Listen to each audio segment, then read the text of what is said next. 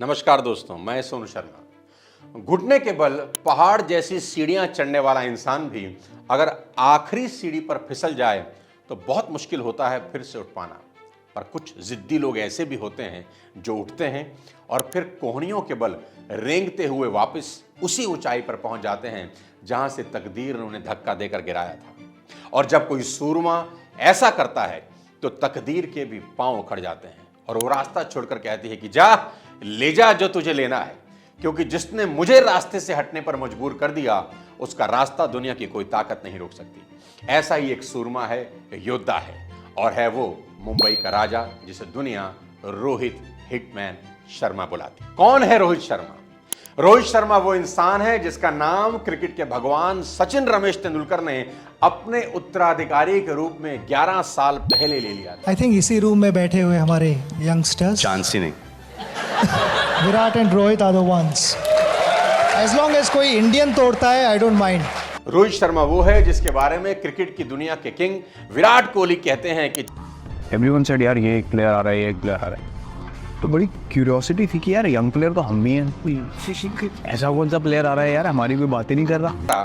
पर जब मैंने पहली बार रोहित शर्मा को बल्लेबाजी करते हुए देखा तो चुपचाप उसे खेलते ही देखता रहा। रोहित शर्मा वो है जिसके बारे में मैथ्यू हेडन ने एक बार कहा था कि रोहित शर्मा वो बैट्समैन है जिसे खेलते देखने के लिए मैं पैसे दे सकता हूं। और रोहित शर्मा वो भी हैं जिसने वनडे में 4 साल के अंदर 3 दोहरे शतक मारे, जबकि पहला दोहरा शतक लगने में लगभग 40 बरस लग गए। पर रोहित शर्मा से रोहित हिटमैन शर्मा बनने का सफर एक दिन का नहीं है, सालों की तपस्या का फल है रोहित शर्मा।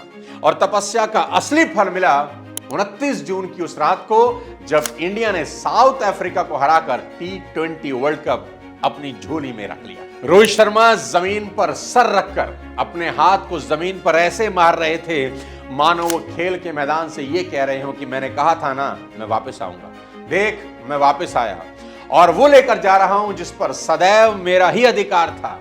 पिच की मिट्टी से घास उठाकर खाते हुए रोहित मानो ये कह रहे थे कि मुझे याद है 19 नवंबर की वो काली रात जब मैं तकदीर से हार गया था, देख आज कैसे उसी तकदीर के जबड़े से जीत छीन कर लाया हूं। जो इंसान साथियों शादी की अंगूठी, घड़ी, मोबाइल, पर्स, पासपोर्ट और जेब में रखा टॉस का सिक्का तक भूल जाता था, उसे 2023 19 नवंबर वर्ल्ड कप फाइनल की हार याद रही।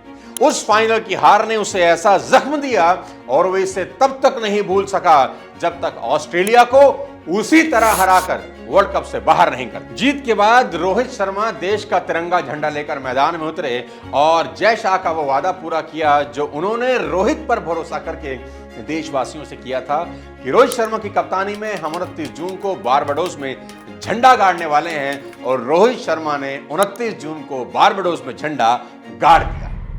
रोहित गुरुनाथ शर्मा कैसे डोंबिवली से चलकर बोरीवली की गलियों से होते हुए आज क्रिकेट की सबसे ऊंचे शिखर पर पहुंच गए, इस वीडियो के आगे मैं बताऊंगा। लेकिन वापस लेकर चलता हूं सबसे पहले 29 जून की उस रात को जब पूरा देश आतिशबाजी की रोशनी से भर गया। जैसे ही भारत ने वर्ल्ड कप जीता, हार्दिक पांड्या जमीन पर बैठकर बच्चों की तरह रोने लगे। वही हार्दिक पांड्या साथियों जिस पर इल्जाम लगाया गया रोहित की गद्दी छीनने का, जिसे पिछले 6 महीने से पूरा देश गालियां दे रहा था, ट्रोल कर रहा था, छपरी तक बुला रहा था, जिसके मैदान में कदम रखते ही हर तरफ से हूटिंग शुरू हो जाती थी। लेकिन वो तब नहीं रोया, पर आज रो रहा था। ये खुशी के आंसू थे। आज वो पूरे देश का हीरो बन चुका था। उसके आंखों से आंसू तब निकले जब उस रोहित शर्मा ने उसे गले लगा लिया और चूम लिया।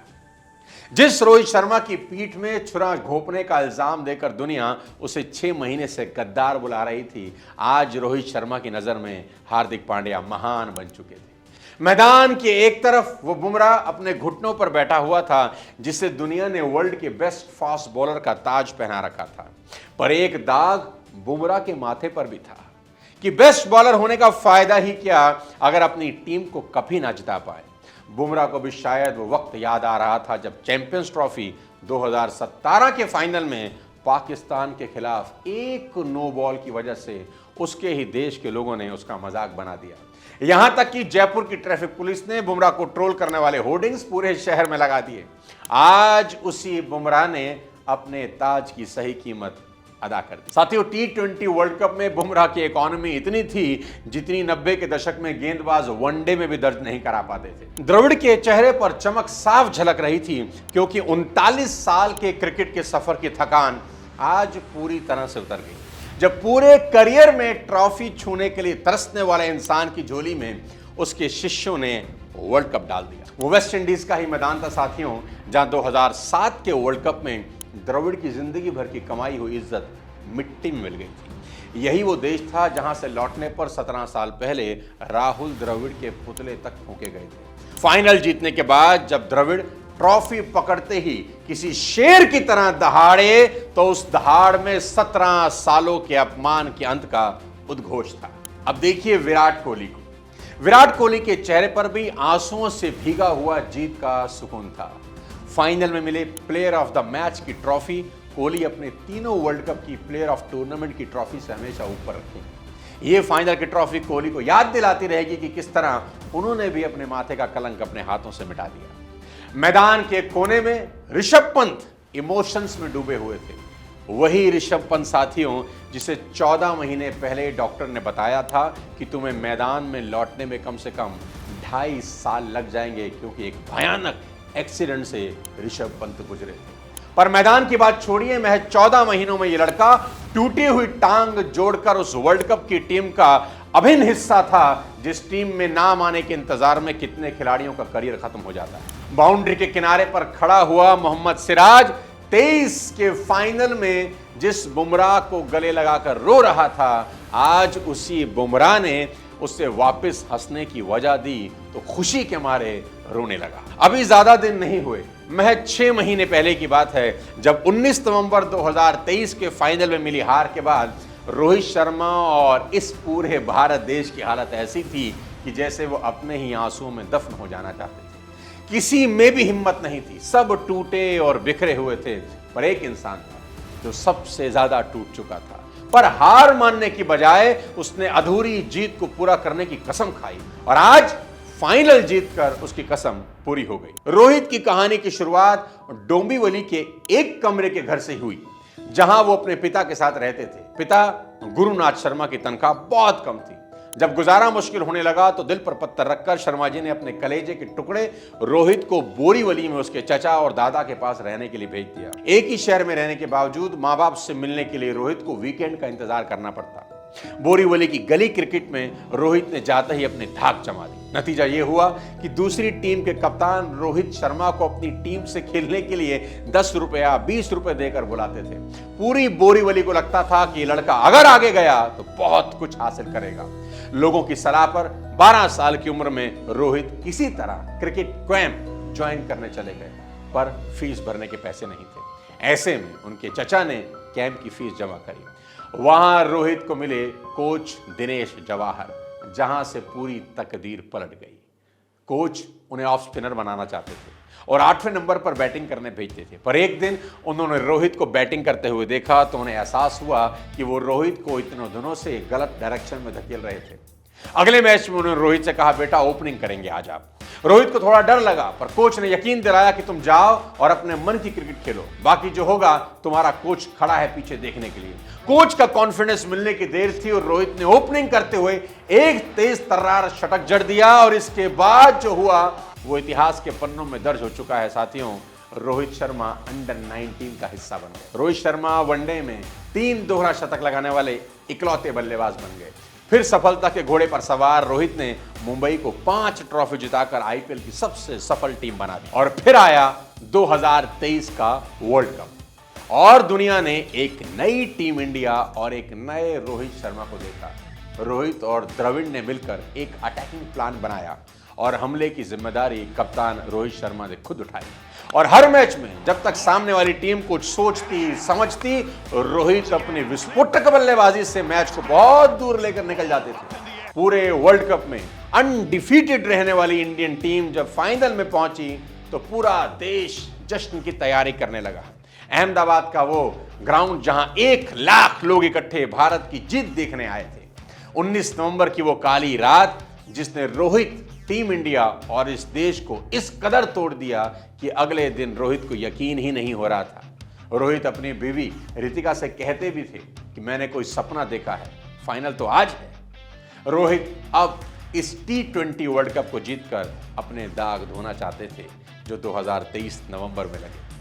फिर से इस T20 वर्ल्ड कप में अपने अधूरे सपने को पूरा करने के लिए पहुंचे और इस जख्मी शेर ने ऑस्ट्रेलिया से मिले हर जख्म का सूद समेत हिसाब कर दिया।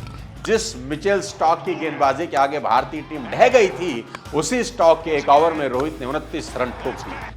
साइलेंसर पेट कमिंस आए तो रोहित ने घुटनों पर बैठकर ऐसा छक्का मारा जैसे कमिंस कोई फास्ट बॉलर नहीं बल्कि पार्ट टाइम स्पिनर है। अगला नंबर इंग्लैंड का था और इंग्लैंड भारतीय गेंदबाजी की आंधी में ऐसी उड़ी कि सीधा उड़कर एयरपोर्ट पहुंच गई। फाइनल में साउथ अफ्रीका के साथ अब आर पार की लड़ाई थी। साउथ अफ्रीका भी अपनी जिंदगी का पहला फाइनल खेलने वाली थी। यह फाइनल डिसाइड करने वाला था कि इतिहास रोहित शर्मा को चैंपियन की तरह याद रखेगा या फिर चोकर के तौर पर। एक टाइम पर 28 गेंदों पर साउथ अफ्रीका को 26 रन चाहिए थे। पूरे देश की सांसें थम चुकी थी। लगा कि ये नॉकआउट का शाप अब भारतीय टीम की नसों से चिपक चुका है, फिर हारने वाले हैं। पर तभी कमाल हुआ। रोहित शर्मा गेंद लेकर अपने पुराने शागिर्द हार्दिक के पास गए और हार्दिक की आउट स्विंगर से जैसे ही क्लार्सन आउट हुए तो लगने लगा कि शायद अब उम्मीद बन सकती है। और फिर उसके बाद जो हुआ उसकी यादें उम्र भर तक हर भारतीय फैन के दिलों में हमेशा ताजा रहेंगी। और सूर्य कुमार यादव का वो कैच साउथ अफ्रीका के ताबूत में आखिरी कील साबित हुआ। साथियों, भारतीय टीम वर्ल्ड कप जीत गई। हर कोई रो रहा था। क्या प्लेयर, क्या कोच, क्या खिलाड़ी, भारत का हर क्रिकेट प्रेमी की आंखों में खुशी के आंसू थे। एक ऐसी फांस जो पूरे देश के गले में पिछले 10 सालों से चुभ रही थी, रोहित शर्मा और टीम ने उसे निकालकर एक दशक का शाप तोड़ दिया। वर्ल्ड कप जीतने के बाद विराट और रोहित ने शान के साथ T20 से रिटायरमेंट ले ली। ऐसा रिटायरमेंट विरलों को ही नसीब होता है, पर क्रिकेट के इतिहास में ऐसे जाबाज नहीं देखे गए जिन्होंने तकदीर ने बार बार गिराया, तमाशा बनाया, चोट दी, पर वो हर बार उठ खड़े हुए। जब आप किसी काम को करने के लिए जुनून की हद तक चला जाते हैं साथियों, तो नामुमकिन भी मुमकिन बन जाता है। रोहित और टीम इंडिया ने दिखा दिया कि इंसान अपनी तकदीर खुद लिख सकता है। टीम इंडिया की जीत से यही सबक मिलता है कि लड़ाई हार पर खत्म नहीं होती। लड़ाई तब तक चलती है जब तक तुम जीत ना जाओ। असफलता सिर्फ एक ठोकर है जो हमारी रफ्तार को धीमा तो कर सकती है, पर अगर हमने हार नहीं मानी तो यही असफलता हमारी मेहनत और जुनून से टकराकर एक दिन हमारी ही ठोकरों में आकर गिर जाती है। उम्मीद करता हूं आज का ये वीडियो आपको पसंद आया होगा। अगर पसंद आया हो तो हर क्रिकेट प्रेमी के साथ शेयर जरूर कर दीजिए। अगले किसी और वीडियो के साथ फिर आपसे मुलाकात करता हूं। तब तक अपने स्वास्थ्य का ध्यान रखिए। Thank you so much. जय हिंद।